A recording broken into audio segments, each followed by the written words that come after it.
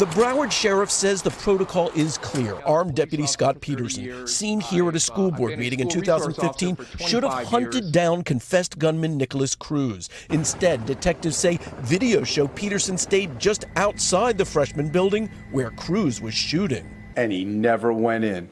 Brandon Huff, a senior, says he saw the unarmed athletic director and football coach rush in. And they were running in there, shielding kids from bullets. The only armed, protected person on campus was just standing there.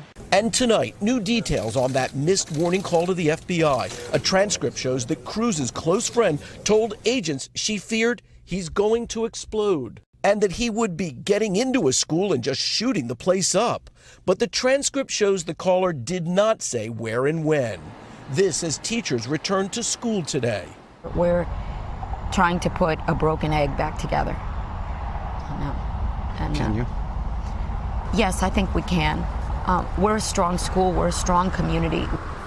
And they were able to shelter in place. But the emotional wounds here run deep. Jeff Heinrich, an off-duty police officer, was volunteering at the school as a parent when the gunman opened fire. On the other side of campus, his son a student and his wife an athletic director. After that, I called my wife.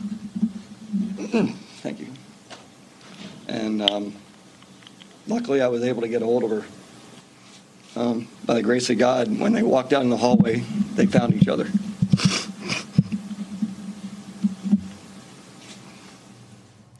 When the students return to Marjorie Stoneman Douglas here in Parkland next week, the campus grounds will be patrolled by more than one deputy, and they'll each be carrying an AR-15. That's the same type of weapon the accused gunman used to kill 17 people. Hey, NBC News fans, thanks for checking out our YouTube channel. Subscribe by clicking on that button down here, and click on any of the videos over here to watch the latest interviews, show highlights, and digital exclusives.